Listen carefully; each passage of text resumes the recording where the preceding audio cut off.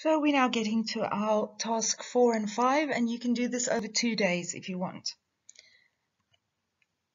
So today we will do the following. We will do a spelling high frequency words sheet. There's a sheet 12 and a sheet 13. That's why I say you can do one today and one tomorrow. Then we're going to look at modal verbs. We're going to look at can, must, have to, and should. And then you will do modal verbs activity in your GDE book, the pink one, and you will also do a dictionary worksheet. Oh boy, modal verbs, what are they? Okay, modal verbs are helping verbs which cannot usually work on their own. Okay, they are used with a main verb. So it is a small, shorter word that is a helping verb. And here I'm going to show you the modal verbs. We find these words might, will, should, may, would, can, could, must, shall, and ought to. Those are modal verbs. We are only going to focus on can, must, and should, and also have to, although sometimes it isn't necessarily a modal verb. It is a present perfect tense word as well. So let's first start with can and must. Can means to be able to do something or to ask permission, especially ask permission very politely. Must, on the other hand, means to need to do something. Now you might feel confused at this moment, but let's show you an example of how we use it in a sentence.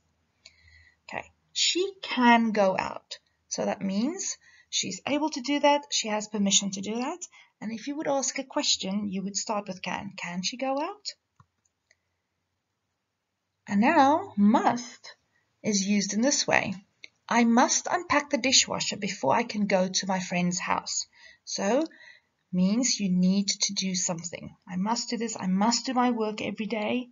I must help mom clean the house.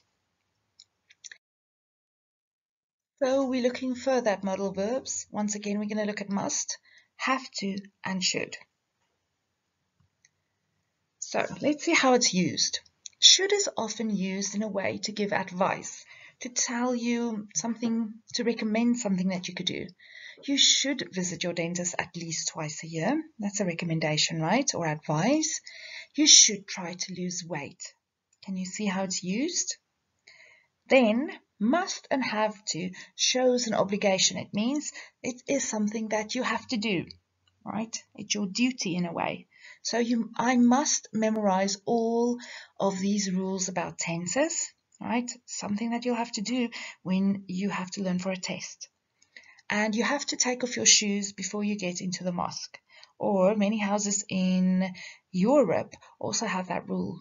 You have to take your shoes off before you go into the house, so not to damage the carpets. Let's look at examples. Children should eat fruit. That's good advice given, right? And when you ask a question, you then start with a should. Should children eat fruit? Okay, you must wear a warm jacket in the cold weather. Okay, it's obligation, something you need. Can't go in your beachwear, can you? And then lastly, we have to complete all our work before playing outside. Once again, an obligation, something you have to do before you can have fun. At the end, on the last slide, you'll see the task that you'll be doing in your pink GDE book on modal verbs. So the last task for this week is task 5. It's dictionary work. It's quite a fun activity, so I want you to grab your dictionary and begin the hunt. So it's a hunt for words. So I ask you to find a word and then you have to answer some questions about it.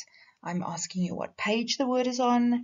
Sometimes I will ask you to write what it means. So that definition means, what does that word mean? And then sometimes I ask different kinds of questions. What other word is there for car? Or with the word fossil, I ask you, where are fossils found? So there's different activities for different words that you have to find in the dictionary. So have fun. Finally, just to tell you all the tasks that you need to do, you're going to complete 2 high-frequency word sheets. It's number 12 and 13, and they'll be on page 6 and 7 of your worksheet pack. You will do the modal verbs. That's in your pink GDE book on page 132 and 133. Then you'll do the dictionary work, and that's a worksheet, page number 8. And lastly, once again, read a book of your choice. Thank you, guys. I hope you have a wonderful week, and that you'll have a wonderful weekend laying ahead.